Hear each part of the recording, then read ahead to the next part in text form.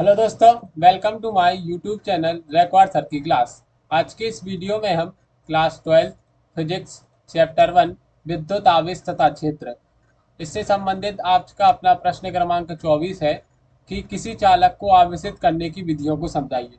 तो किसी चालक को आवेशित करने की विधियां दोस्तों दो प्रकार की है, एक प्रेरण है और एक चालन है। तो हम देखते हैं दोस्तों उन दोनों विधियों को। तो किसी चालक को आवेशित करने की विधियों को समझाइए। नंबर एक विधि है अपनी चालन।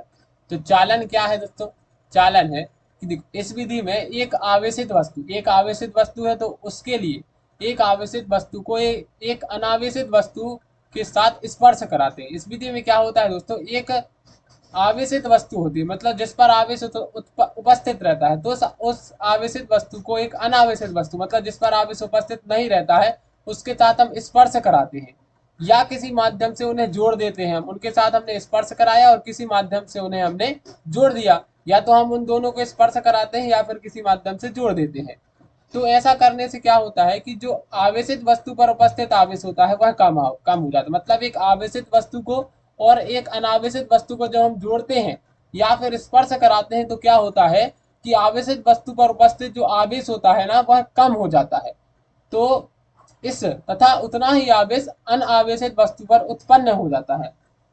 तथा उतना ही आवेश क्या होता है, अनावेशित वस्तु पर उत्पन्न हो जाता है। तो इस विधि को हम क्या कहते हैं, चालन। इसमें कुछ नहीं है, बस क्या है कि एक आवेशित वस्तु और एक अनावेशित वस्तु, दो प्रकार की वस्तु ली, उनको स्पर्श कराया या उन्हें किसी माध्यम से जोड़ दिया। तो ऐसा करने से क्या होता है कि आवेशित वस्तु पर उपस्थित आवेश कम हो जाता है। आवेशित वस्तु पर जो भी आवेश उपस्थित है वह कम हो जाता है तथा उतना ही आवेश, और जितना मतलब कम हुआ आवेशित वस्तु से, उतना आवेश अनावेशित वस्तु पर उतना आवेश अनावेशित वस्तु पर उत्पन्न हो रहा है। मतलब आवेशित वस्तु से कम हो गया और अनावेशित वस्तु पर वो चला गया, तो अनावेशित वस्तु पर उतना ही उत्पन्न हो गया। तो इस विधि को क्या कहते हैं हम, चालन। अब दूसरी विधि है अपनी प्रेरण। तो प्रेरण किस प्रकार, इस प्रकार की विधि में आवेशित वस्तु को अनावेशित वस्तु के केवल संपर्क में रखा जाता है। क्या करते हैं हम इस प्रकार की विधि में, जो आवेशित वस्तु होती है उसको केवल अनावेशित वस्तु के संपर्क में रखा जाता है, बिना स्पर्श करे। मतलब हम बिना स्पर्श करे, बिना स्पर्श, यहाँ पर दोस्तों ये आप कोष्टक लगा देना, यहाँ पर ऐसा कोष्टक लगा दीजिएगा। इसमें क्या है, हाँ, इस प्रकार की विधि में क्या होता है, हाँ, अब इस प्रकार की विधि में आवेश, उस प्रकार की विधि में दोस्तों हमने आवेशित वस्तु और अनावेशित वस्तु को संपर्क में लाए थे चालन में।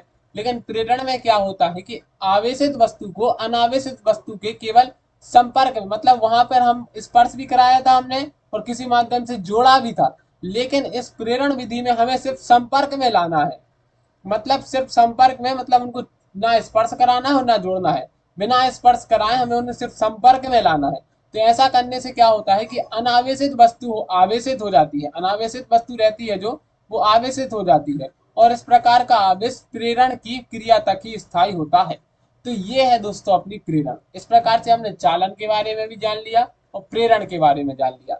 इसी तरह की और वीडियो देखने के लिए, और आज का है वीडियो आपके लिए अच्छा लगा हो तो एक बार सर की क्लास के लिए लाइक शेयर सब्सक्राइब करना ना भूलिएगा। धन्यवाद दोस्तों, मिलते हैं अगले वीडियो में।